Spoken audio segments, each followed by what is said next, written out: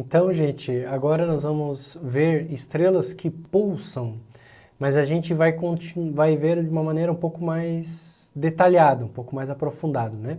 Eu estava falando sobre as variáveis cefeidas para vocês, mas variáveis pulsantes em geral, né? RR Lyra e todos os outros tipos de pulsantes que existem. Mas como eu dizia ali para vocês, a pulsação não é só aquela pulsação radial, de maneira simplificada que eu estava colocando, né? Que a estrela aumenta e diminui de tamanho. É isso, mas tem mais outros modos de pulsar, outros modos da estrela variar, tá? A gente fala modos normais de pulsação. Existem vários outros modos normais de pulsação. Para entender isso, talvez nada melhor do que comparar com o som, porque essas pulsações são vibrações na estrutura do objeto muito semelhantes na natureza, em termos da sua natureza, muito semelhantes ao som, tá? Quando a gente toca um sino, você sabe como é que o sino gera o som? O que faz o som do sino ser harmônico? É o seguinte, quando a gente bate num sino, o sino, ele vibra, mas ele não vibra de qualquer maneira, ele vibra de formas que respeitam a sua geometria. Isso daqui é uma imagem do sino feita com equipamento especial que consegue captar se a superfície está um pouco mais levantada, um pouco mais abaixada, um pouco mais levantada ou mais abaixada. Você vê que no sino se formam regiões de vibração aqui, tá vendo? Ó, quando ele foi batido. Essas regiões, elas estão vibrando para um lado e para o outro, para um lado e para o outro. E os anéis mais escuros que você vê são regiões paradas ali nesse caso, tá? Quer dizer, regiões que estão vibrando mais, né? O parado é o cinza claro aqui. Regiões que estão vibrando mais. Então, ele pode estar vibrando para um lado e expandindo para fora e para dentro do lado seguinte, formando essas regiões, esses padrões aqui, tá? Ou seja, a gente pode ter uma superfície, normalmente, né, a gente imaginaria a superfície dele, deixa eu pegar aqui, a gente imaginaria a superfície como algo assim, dessa forma, né? Mas a gente pode ter uma superfície vibrando, né? Essas vibrações, elas geram perturbações que se propagam como ondas sonoras, que é o que a gente escuta do sino. Então, quando o metal ele vai para um lado, vai para o outro, se distorcendo, né? Ele empurra as moléculas do ar e ele faz isso de maneira regular, né? Ele empurra as moléculas do ar, gerando ondas sonoras. E o sino precisa ter um metal de qualidade para que essas deformações sejam da amplitude correta, não quebre o sino também, né? Não parta o sino. E ele precisa também se deformar de maneira igual, não pode ter cada região deformando de maneira desigual, porque vai ficar um som esquisito, não vai ficar um som harmônico, uníssono, que a gente fala, né? Todo unido, né? Vai ficar um negócio estranho dessa oscilação, dessas vibrações. As estrelas, elas podem oscilar dessa maneira também, tá? Então, quando eu pego uma estrela, eu posso oscilar, mexer a estrela, se eu perturbar ela, né? Eu posso oscilar essa estrela de vários modos. Um modo mais simples é o que a gente tinha visto antes. A estrela aumentando e diminuindo de tamanho, aumentando e diminuindo de tamanho. Mas eu também posso ter oscilações que não são só assim, só radiais. Com aumento de tudo ou diminuição de tudo. Eu posso ter, por exemplo, uma situação em que eu tenho uma metade aqui da estrela, ó, aumentando de tamanho. Então, se você pensar em termos de um círculo, né?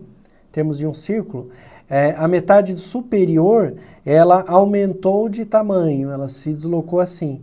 A metade inferior dessa estrela diminuiu de tamanho, então ela vai ficar assim, ó, tá? A impressão que a gente tem é como se a estrela fosse para cima e para baixo, mas na verdade ela está oscilando e essa região equatorial aqui está parada, então uma vai para cima, outra sobe e vai, e assim vai, né? Então ela vai ficar oscilando. Isso aqui eu estou desenhando em relação ao Equador, mas a oscilação não precisa estar em relação ao Equador, né? A oscilação, naturalmente, ela pode estar aqui, ó, opa, aqui ó, eu sou ruim de desenho, que é uma barbaridade, né? Vou tentar desenhar um plano aqui que corte essa minha estrela, né? Aqui é o corte que vai ser no Equador, tá? Então a oscilação pode estar para lá, para cá, para lá, para cá, para lá, para cá, tá? Também é possível. Então eu tenho vários modos de vibração possíveis. Eu posso ter modos de vibração, né? Ó, eu fazendo um corte aqui, né? Eu posso ter modos de vibração aqui no equador, mas eu também posso ter modos de vibração assim. Então essa estrela aqui, ó, ela vibra em 4 quadrantes. Ó, para cá e para lá tá indo para fora, no oposto tá indo para dentro aqui e aqui, tá? Então vai ficando cada vez mais complicado. Aqui parece um gomo de laranja, né? Isso daqui, ó, eu posso pôr mais quadrantes, ó. Aqui já tá ficando mais com cara daquele negócio do sino, inclusive, né? E mais quadrantes. Cada divisão dessas são modos de oscilação que uma estrela pode ter. Conforme o modo de oscilação da estrela conforme o modo de oscilação que a estrela tem, a gente vai ver variações de brilho dessa estrela. A gente não vai ver variação de som. O sino, ele está em contato com o ar, ele empurra o ar para um lado, para o outro e gera o som. A estrela, ela, quando muda de tamanho, a gente já viu, muda a luminosidade. Então a gente vai ter regiões que vão ter um aumento de luminosidade de um jeito, regiões que vai diminuir a luminosidade de outra forma. Isso não é simétrico também, não é porque uma, né, aumentou assim que a luminosidade vai aumentar, vai diminuir pelo mesmo tanto do outro lado. Não é igual, tá? Essas coisas não são tão simples assim. No geral, então, a gente vai ter uma curva de luz que não vai ser uma curva de luz simples como a gente estava vendo antes, assim, tão fácil de entender, né? A nossa curva de luz da estrela, por exemplo, uma estrela que oscile com vários... Ela pode, inclusive, compartilhar vários modos de oscilação. Ela pode estar oscilando de vários modos simultaneamente, tá? Um sobreposto ao outro. Então, essas estrelas, elas vão sofrer variações mais complexas, tá? Vai ter uma oscilação de brilho mais complexa. Você vai ver, como eu disse, um modo normal de oscilação, por exemplo, esse daqui, né? Ó, uma oscilação simples, sobreposto a ele outros modos de oscilação menores, tá? Então você vai ver todos esses módulos de oscilação acontecendo. Por que uma estrela vai oscilar? Naturalmente ninguém vai dar uma porrada nela, ninguém vai chegar lá e dar uma cacetada na estrela para ela vibrar. Não, ela vibra porque ela não está num ponto de equilíbrio, como acontecia antes, o mecanismo Kappa que eu estava explicando para vocês. A estrela não está totalmente equilibrada, às vezes tem um desequilíbrio das forças, mas uma força puxa para um lado, pressão de radiação, a outra força puxa para o outro lado, pressão por causa da gravidade, e fica oscilando em termos de uma certa situação de equilíbrio. Essa oscilação pode ser simétrica, expande, encolhe, mas normalmente o que a gente espera é que a estrela não é simétrica, né? Ela está girando em torno do próprio eixo, tem camadas com densidades diferentes, ela não é um objeto todo perfeitinho. Então o que a gente espera é que haja vários modos de oscilação, uns sobrepostos aos outros, de maneira que a curva de luz da estrela vai ser um negócio mais complicado do que aquilo que eu estava mostrando antes para vocês. Essas complicações, elas podem ser úteis não apenas para a gente usar a estrela como instrumento, como variável cefeida, mas podem ser úteis para a gente estudar o próprio interior da estrela. Essas perturbações, elas se propagam pelas estrelas, viajam pelo interior dela. Igual acontece com a Terra. Quando a Terra tem um terremoto, né, uma região vibra e gera ondas que se propagam pelo planeta.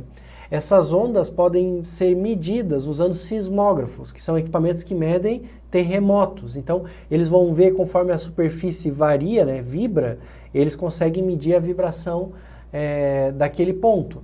Então, se a gente tem por exemplo, o planeta Terra aqui, e a gente coloca um sismógrafo aqui para avaliar como que a Terra está vibrando. Aí acontece um terremoto aqui do outro lado da Terra. Esse terremoto vai gerar ondas que vão se propagar por todo o planeta. Quando chegarem aqui, esse sismógrafo vai detectar a variação.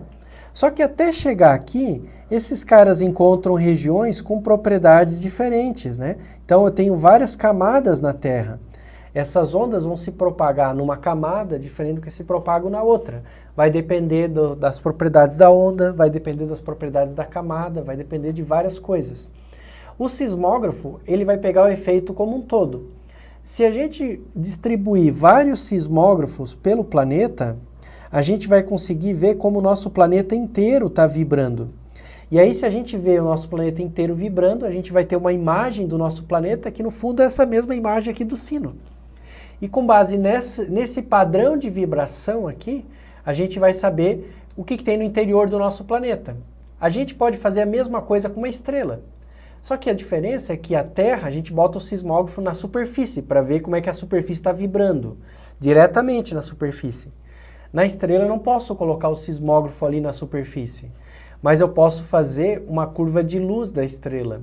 E com base nas variações da luz da estrela, do brilho dela, estudar como é que as ondas estão se propagando no interior. Isso se chama astrosismologia e é uma área bem importante da astrofísica, tá? A astrosismologia é uma área super importante da astrofísica, serve para a gente estudar as propriedades internas das estrelas. E a gente monta um sistema que tem que ser coerente, né? Sistema coerente é o seguinte, eu tenho um modelo de como é que é a estrutura interna de uma estrela, porque eu sei que ela gera energia, então tem que estar fazendo fusão nuclear, então eu sei que deve ter uma certa temperatura, deve ter uma certa densidade, deve ter uma composição química determinada. Tudo isso eu tenho como saber, tenho como prever modelos, né, a partir do que eu observo das estrelas. Agora, isso tem que bater com outras coisas. Uma outra coisa que isso vai precisar bater é, por exemplo, os dados de uma astrosismologia, de um estudo de astrosismologia da estrela. Então eu vou comparar como as ondas se propagam a partir do modelo que eu sei que eu imagino que seja o interior da estrela. Aqui vai ter uma região mais densa, aqui menos densa, aqui tem isso, aqui tem aquilo. Então a onda vai passar por ali, vai ter que ser alterada assim, vai ter que ser alterada assado, vai gerar uma perturbação na superfície que é desse jeito, que vai gerar uma variação da luminosidade de tal forma. Será que essas coisas batem? Batem, elas têm que fechar, né? E elas fecham, tá? Então a gente usa isso para entender o interior das estrelas. Agora, claro, né? Quando eu estou falando de analisar uma curva dessa, uma coisa é analisar uma curva simplesinha como essa daqui, né? Vai para fora, aumenta, diminui, aumenta, diminui. É fácil de analisar uma curva simples dessa daqui. Quando eu já estou analisando uma curva dessa, que tem vários modos, não é tão fácil, numa olhada, saber quais são os modos. Na verdade, se torna virtualmente impossível, tá? Virtualmente impossível. A gente precisa de uma técnica, então, mais sofisticada para fazer o seguinte. Dada uma curva de luz com suas várias alterações, seus vários modos, determinar quais são esses modos.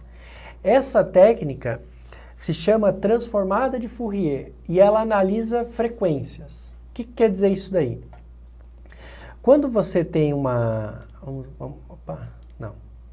Quando você tem... vamos imaginar uma onda bem simples, tá? Vamos imaginar aqui uma onda bem simples.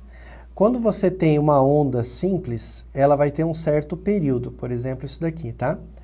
Agora, eu posso imaginar uma onda que tenha um período diferente. Vamos imaginar uma onda, eu vou tentar fazer aqui, que tenha o dobro, não sei se eu consegui fazer exatamente, deixa eu ver, ó. Nesse período, nesse tempo, do começo ao fim, passou-se aqui duas ondas. Do começo ao fim passou-se ó, como é que eu sei que é uma, né? Ó, começo, começo, começo, né? Ó, tá vendo? Uma onda, passaram-se duas ondas. Vamos ver aqui, começo, começo, começo, começo. Passaram-se 4, deixa eu só apagar essa pontinha aqui. Deixa eu apagar a pontinha aqui e opa. Então aqui, ó. Essa onda aqui, olha, ela tem metade do comprimento de onda dessa daqui. Lembra que a gente já falou um pouquinho sobre ondas, né? Quando a gente estava falando sobre a luz, etc.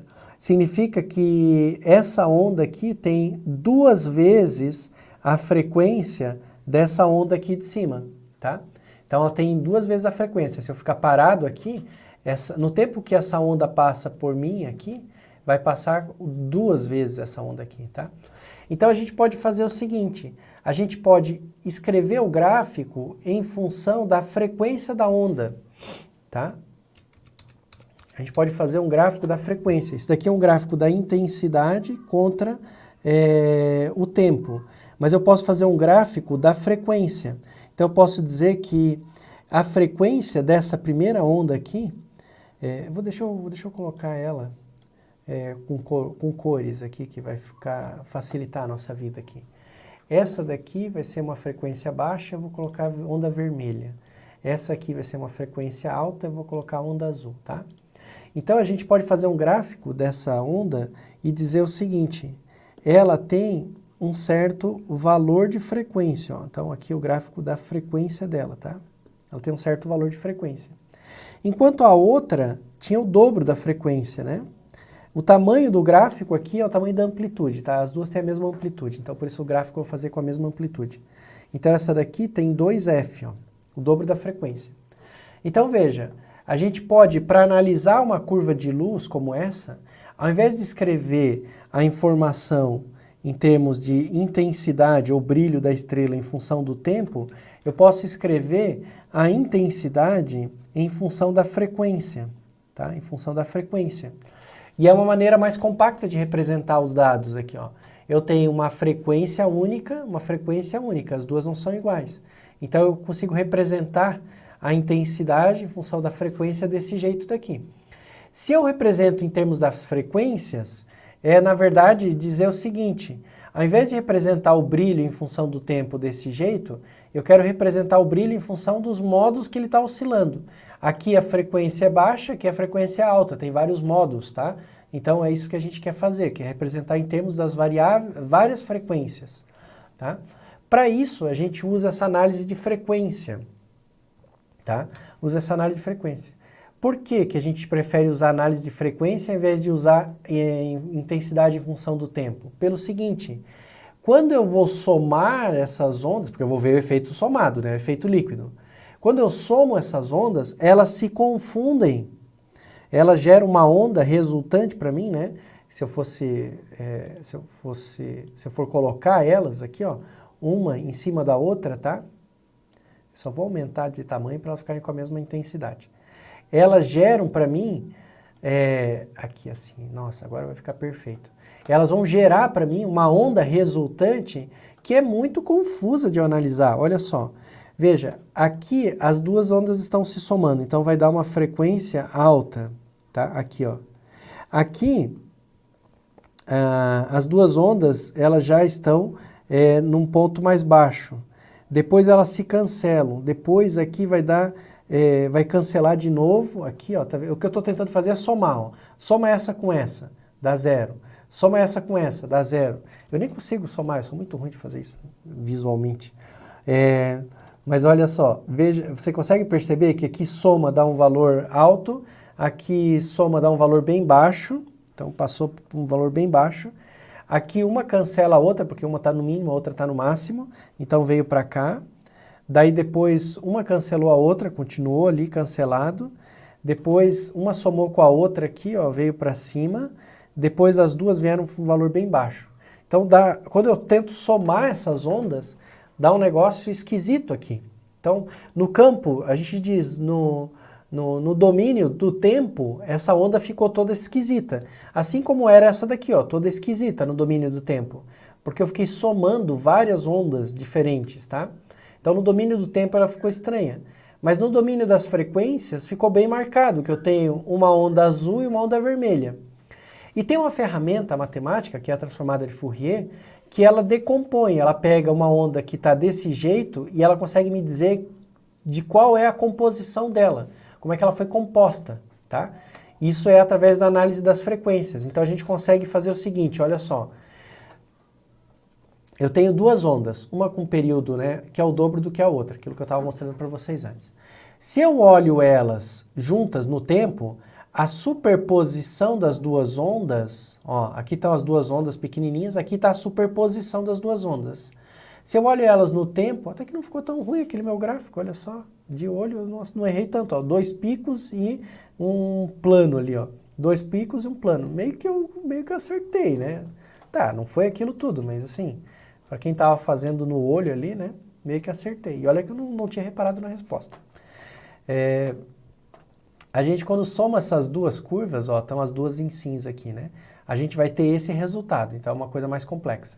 Mas se eu olho a decomposição delas no espaço das frequências, no domínio das frequências, então eu vejo dois picos claramente, um para cada frequência diferente. Aqui a amplitude dessa é menor, por isso o pico ficou menor. Eu fiz as duas iguais, o mesmo pico. Por isso que não ficou certinho. O meu ia ficar igualzinho isso aqui, ó, se eu fizesse igualzinho.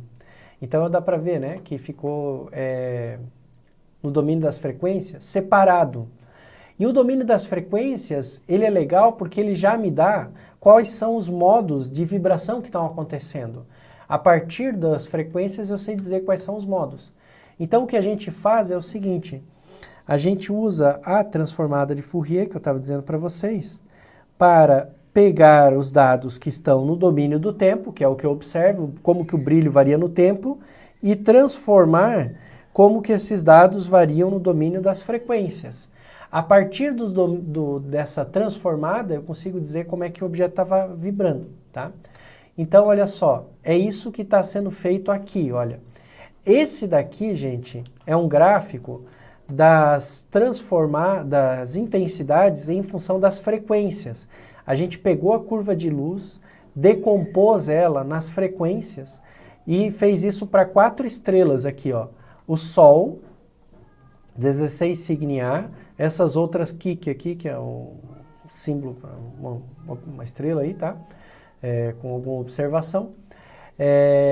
E a gente pode perceber o seguinte, que o Sol, ele tem alguns modos principais de oscilação, ó, tá vendo? Ó, em torno de 3.000 microhertz tem um pico de oscilação e tem outros laterais. Essa estrela 16 Cygni A também tem os seus, e essas outras também tem. Cada estrela está oscilando de uma forma diferente. O Sol está oscilando em frequências mais altas, essas outras em frequências mais baixas, tá vendo? Ó? Então, essas aqui estão oscilando em torno de 1.500 Hz, microhertz, enquanto o Sol está nos 3.000 microhertz. Quando a gente observa várias estrelas e os seus modos de oscilação, a gente percebe que a partir desse padrão aqui, ó, em torno do que a estrela está oscilando, qual é a frequência típica da estrela, tá? Se a gente observa esse padrão aqui, ó, a gente consegue determinar a idade da estrela. Então, é uma maneira de determinar a idade da estrela, observar como é que ela varia as pulsações dela, tá? Por que que isso está relacionado à idade da estrela? Porque conforme a estrela muda de idade, conforme a estrela envelhece, ela muda a estrutura interna dela. Quando ela muda a estrutura interna dela, a estrutura da estrela vai mudar a maneira como ela pulsa. É natural, tá? Então, se a gente faz essa análise das frequências das pulsações de uma estrela, a gente descobre, por exemplo, a idade dela. E com uma boa precisão, tá?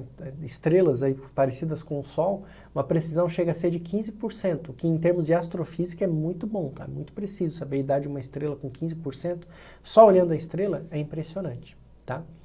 Então essas aqui são as estrelas que variam porque estão pulsando como antes, só que agora a gente deu uma analisada com um pouco mais de cuidado. Tem um outro caso aqui que não tem nada a ver com isso, mas que eu não poderia deixar de falar e eu vou encaixar nessa aula mesmo, tá? Mas é um outro caso e são estrelas que variam de brilho e que nós chamamos de variáveis cataclísmicas. Esses temas são muito interessantes, eu tenho que falar deles porque eu fiz a minha dissertação de mestrado foi em torno desses sistemas aqui, tá? Esses sistemas, eu tenho um vídeo, deixa eu ver se eu carrego ele para vocês. Aqui, ó. Eu peguei um vídeo que mostra as variáveis cataclísmicas. As variáveis cataclísmicas são um sistema em que uma estrela já morreu e se tornou uma anã branca, tá? Tem sistemas semelhantes em que ela se tornou um buraco negro, a gente falou sobre esse caso, né? São binários de raio-x, pode ter também estrelas de nêutrons. Mas a anã branca, ela se tornou uma anã branca, e a outra estrela ainda não morreu, ainda é uma estrela na sua fase adulta, por exemplo. E ela está perdendo matéria para outra estrela, para a anã branca. Aqui você está vendo essa matéria caindo por esse jato, né? e colidindo num disco que é formado nesse sistema, tá? E depois esse material vai ficar circundando até cair sobre a anã branca. Então ele forma um disco de acréscimo e naturalmente vai emitir luz em várias faixas de comprimento de onda, porque mais para o centro do disco é muito quente, mais na borda é mais frio. A gente viu isso na parte ali de astrofísica relativística quando eu falei das binárias de raio-x. É o mesmo esquema aqui, só que ao invés de ter um buraco negro e emitir muito em raio-x, eu tenho uma anã branca, que é um sistema muito maior, eu emito muito no ultravioleta nesses sistemas, tá? As variáveis cataclísmicas são sistemas, então, que sofrem variação de brilho, mas essa variação de brilho, ela acontece de maneira muito mais complexa. Por quê? Porque eu tenho, como você está vendo nessa imagem aqui, olha só. O que eu tenho nesse sistema? Eu tenho, para variar de brilho o sistema, né? Olha só. Eu tenho, o sistema está girando. Esse ponto onde colide aqui, que a gente chama de bright spot, ele pode estar virado diretamente para mim ou pode estar oculto. Então, o brilho dele varia. O disco, ele não é estável. A matéria pode, em alguns momentos, cair mais rápido, liberando grande quantidade de energia. Eu posso ter mais matéria ou menos matéria no disco. Então, o brilho do disco varia também.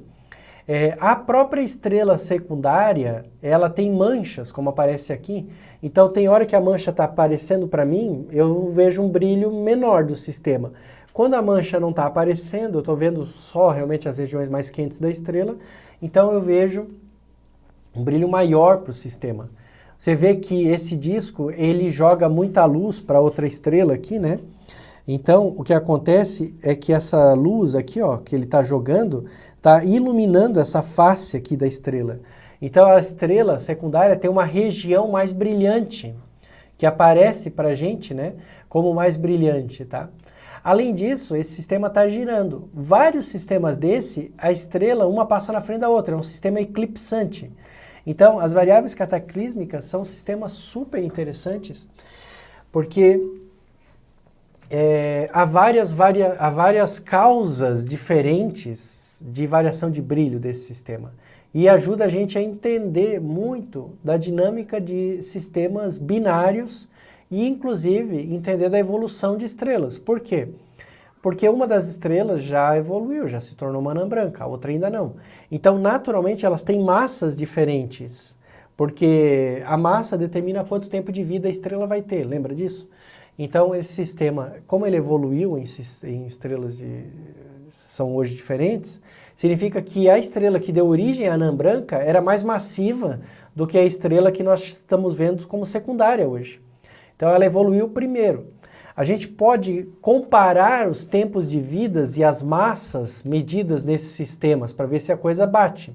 Então aqui tem uma possível sequência para um sistema desse.